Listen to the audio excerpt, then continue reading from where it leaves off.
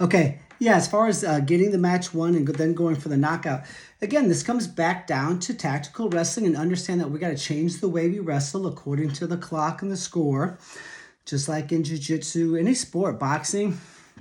So I think we're so in tune to teaching aggressive wrestling especially, that we don't encourage them to wrestle smart.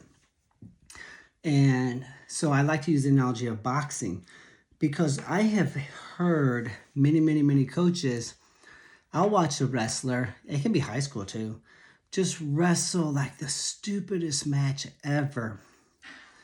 And their coach is like, I don't care if you lost. You just keep wrestling aggressive like that. That's all that matters. It's going to happen for you. And I'm thinking, no, it's not.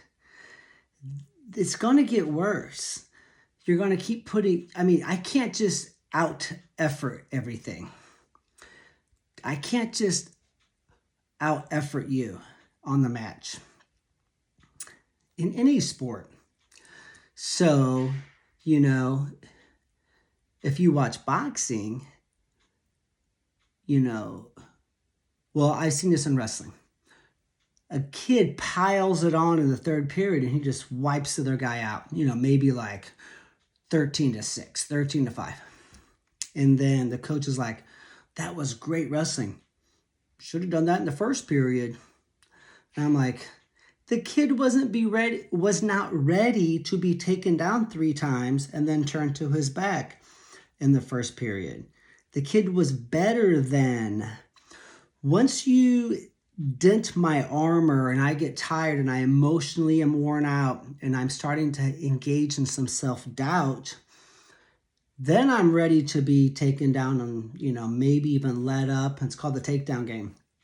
Whereas, we have that in wrestling. That's something you don't have in jiu-jitsu. Well, in boxing, we have it, right? So, maybe the 5th or 6th round, during the break, the guy's trainer's like, okay, champ, hey, you've won 3 out of these 5, or 4 out of these 5 rounds. This guy's hurting, man. He's hurting. He's cut. He's in danger. He's like, this is the round, champ. This round or next. Let's try to knock him out this round. And the guy comes out differently. It's called pouring it on. Now, if that boxer had poured it on in the first round, he probably would not have won.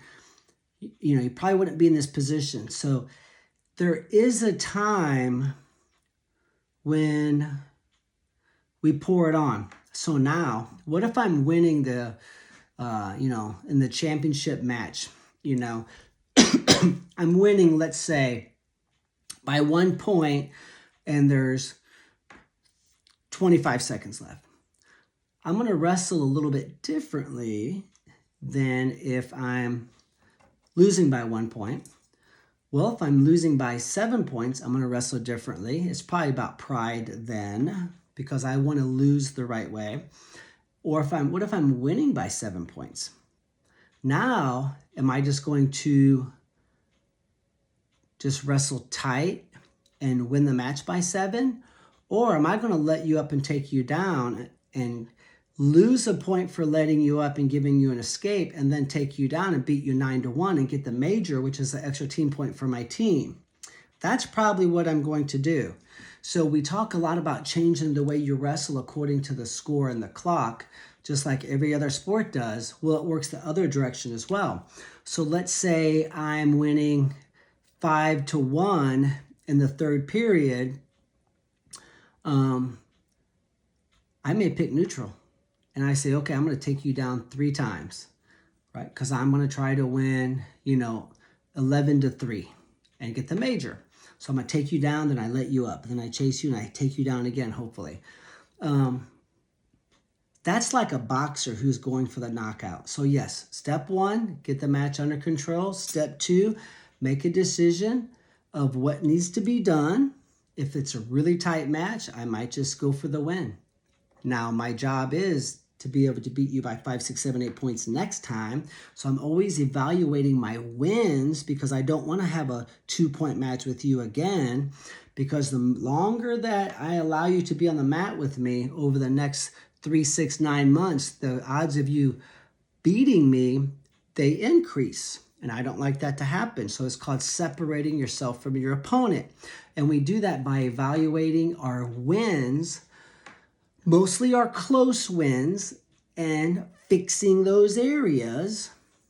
So for example, like we said earlier, if I got the escape in the second period, but I got ridden all but the last 10 seconds, you rode me most of the period. I got to fix that. So yes, wrestling's a lot like boxing in many ways.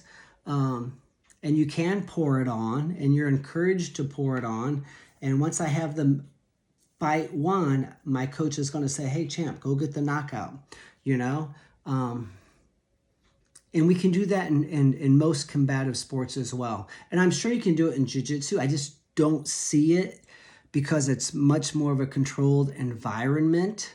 But I'm sure there's a component there that your jiu-jitsu athletes can sort of embrace and wrap their mind around.